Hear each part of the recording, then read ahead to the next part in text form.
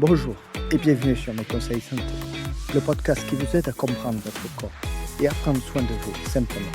Je suis Rémi, votre allié santé, et voici l'épisode du jour. Vous êtes dans l'eau, elle est bonne, vous nagez tranquillement, et puis une caresse sur la jambe. Une seconde plus tard, la brûlure, comme un coup de fouet électrique. Ça monte, ça pique, ça vous coupe le souffle. Vous sortez de l'eau en boitant, et là, sur le sable, quelqu'un lance la phrase « Vite, fais pipi dessus ».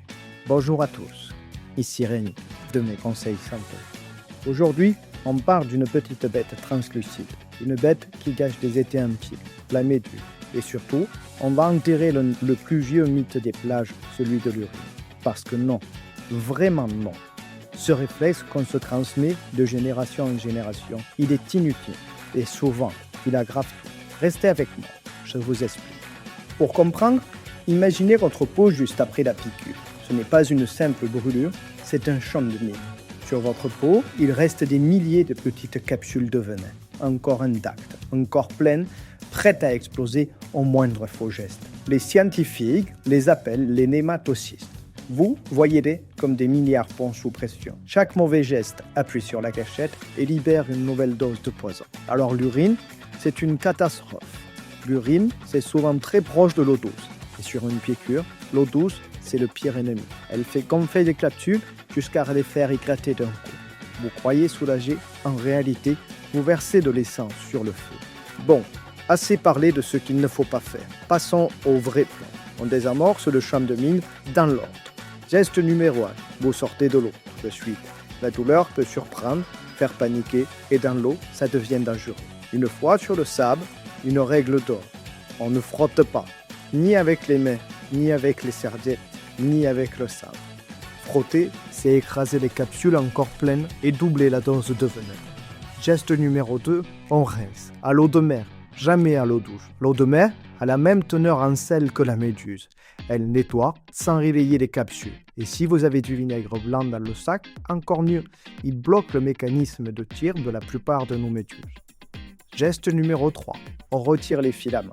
Mais surtout pas avec les doigts, sinon vous piquez vos mains. Prenez une carte bancaire ou le dos d'un couteau et raclez doucement dans un seul sens, comme si vous grattiez une vitre givrée. Et maintenant, le vrai geste qui soulage, celui que presque personne ne connaît, la chaleur. Le venin de méduse, c'est une protéine.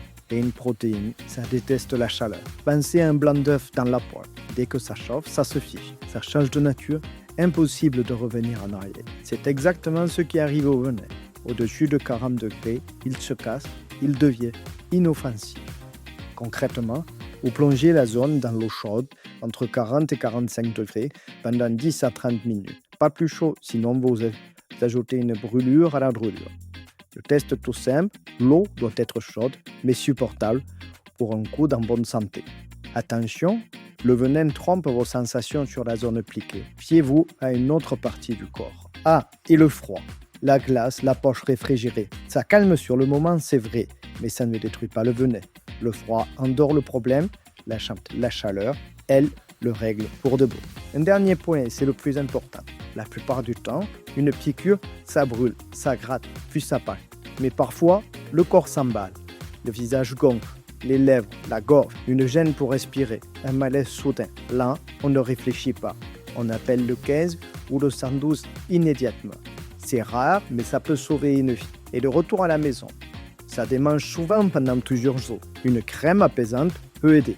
Un doute sur le produit adapté, demandez conseil avant d'acheter. Et surtout, ne grattez pas. Gratter, c'est ouvrir la porte à l'infection.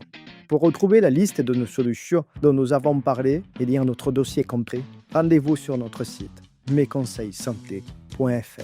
Attention, ce podcast est informatif. Il ne remplace en aucun cas une consultation médicale. En cas de mal-être profond ou de symptômes persistants, consultez impérativement votre médecin ou votre pharmacien. Prenez soin de vous et à très vite. Merci d'avoir écouté cet épisode de Mes Conseils Santé. Pour retrouver les fiches pratiques et aller plus loin, rendez-vous sur notre site mesconseilssanté.fr.